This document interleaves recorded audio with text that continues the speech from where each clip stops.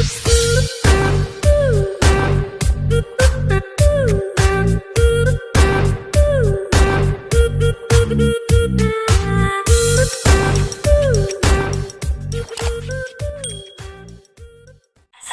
semuanya. Perkenalkan, nama saya Rizari Ningsi, NIM 19040 dari Sekolah Tinggi Ilmu Farmasi Riau. Di sini saya akan melakukan kegiatan penyuluhan individu dengan tema obesitas kepada salah satu siswi kelas 8 SMP dengan dosen pengampu Ibu Apoteker Ratna Sari Dewi, Magister Farmasi, dan Ibu Apoteker Tiara Tri Agustini, Magister Farmasi. Tugas ini untuk memenuhi tugas akhir praktikum ilmu kesehatan masyarakat. Selamat menyaksikan.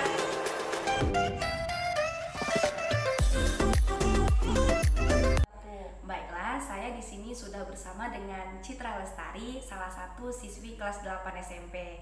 Di sini saya akan melakukan kegiatan penyuluhan dengan tema obesitas.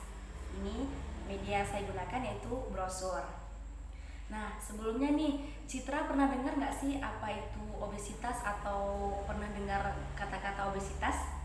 Pernah dengar Kak, obesitas tuh kayak gendut, kegemukan gitu Kak. Nah, benar. Nah, obesitas itu sejenis kelainan seperti kelebihan berat badan.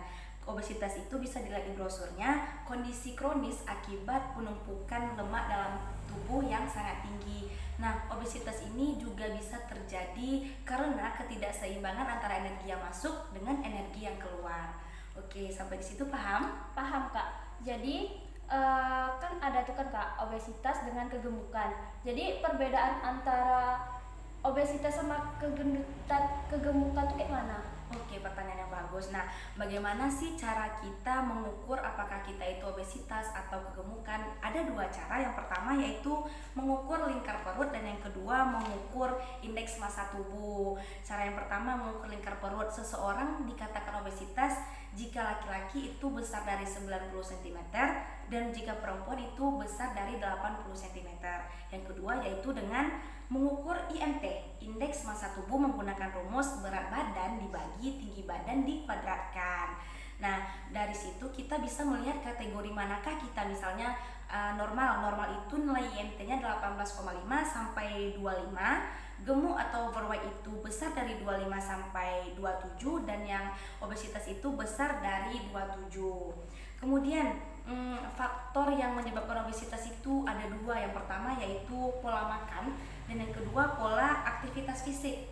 Nah, pola makan ini jumlah asupan energi yang berlebih menyebabkan risiko obesitas. Jenis makanan dengan kepadatan energi yang tinggi, misalnya tinggi lemak, tinggi gula serta kurang serat juga dapat mengakibatkan risiko obesitas yang nantinya menyebabkan ketidakseimbangan energi tadi. Kemudian pola aktivitas fisik. Nah, pola aktivitas fisik sedentari atau kurang gerak itu juga bisa menyebabkan obesitas karena energi yang kita keluarkan itu tidak maksimal. Nantinya itu yang menyebabkan risiko obesitas itu. Yang selanjutnya nih, kakak mau ngasih tahu bahaya obesitas itu bagi kesehatan. Nah, ada banyak sekali bahaya obesitas itu bagi kesehatan. Yang pertama yaitu obesitas ini berisiko 2 kali lipat mengakibatkan terjadinya serangan jantung koroner, stroke, hipertensi, dan diabetes mellitus atau kencing manis. Yang kedua, obesitas ini berisiko 3 kali lipat terkena batu empedu. Kemudian obesitas ini juga berisiko menyebabkan terjadinya sumbatan nafas ketika sedang tidur karena orang obesitas itu adanya tekanan pada diafragma dan paru-parunya. Itulah yang nantinya akan menyebabkan kita sulit bernafas pada saat tidur. Kemudian obesitas ini berisiko tinggi untuk menyebabkan penyakit kanker. Misalnya laki-laki itu berisiko tinggi terkena kanker usus besar dan kelenjar prostat, sedangkan untuk perempuan itu berisiko tinggi terkena kanker payudara dan leher rahim. Selanjutnya, obesitas ini juga berisiko meningkatkan lemak dalam darah dan asam urat. Dan yang terakhir yaitu obesitas juga dapat mengakibatkan menurunnya tingkat kesuburan reproduksi. Nah, sedikit kakak jelaskan di sini. Di awal kakak sudah menjelaskan lemak itu, obesitas itu terjadinya penumpukan lemak yang sangat tinggi dalam tubuhnya. Nah, lemak ini berperan penting dalam penyimpanan hormon reproduksi seperti hormon estrogen. Nah, wanita yang memiliki kelebihan berat badan ini mempunyai kadar lemak yang lebih tinggi. Nah, hal ini akan menyebabkan nantinya akan banyak hormon estrogen yang terbentuk. Jumlah estrogen yang berlebihan ini justru mengganggu sistem reproduksi. Inilah yang menyebabkan mengapa wanita yang memiliki kelebihan berat badan itu atau obesitas menstruasinya tidak teratur. Dan juga berdasarkan penelitian telah membuktikan juga bahwa kehamilan susah terjadi pada wanita obesitas jika dibandingkan dengan wanita yang memiliki berat badan normal. Seperti itu. Jadi bahaya juga ya Kak obesitas ini. Iya, sangat berbahaya sekali. Gimana sih Kak tips untuk mengatasi obesitas itu? Oke, tips ya.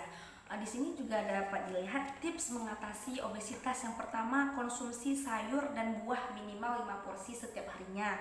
Kemudian membatasi tidur yang berlebihan, karena justru tidur yang berlebihan itu juga tidak bagus ya bagi kesehatan. Kemudian meningkatkan aktivitas fisik minimal 30 menit seperti berlari, lari-lari kecil, kemudian bermain badminton atau olahraga lainnya. Kemudian membiasakan pola makan teratur, terdiri dari 3 pola makan utama, pagi, siang, dan malam. Jangan membiasakan misalnya pagi makan nih, nanti pagi nggak makan, siang makan. Nah, itu juga akan meningkatkan risiko terjadinya penyakit MA. Kemudian membatasi aktivitas seperti menonton televisi, bermain game. Nah, biasanya kan adik-adik tuh kalau misalnya nonton televisi itu sambil ngemil kan, itu kurang gerak, pasti kurang gerak, nantinya juga akan menyebabkan risiko obesitas. Dan yang terakhir itu batasi konsumsi gula, garam, dan lemak yang berlebih. Seperti itu. Oh jadi gitu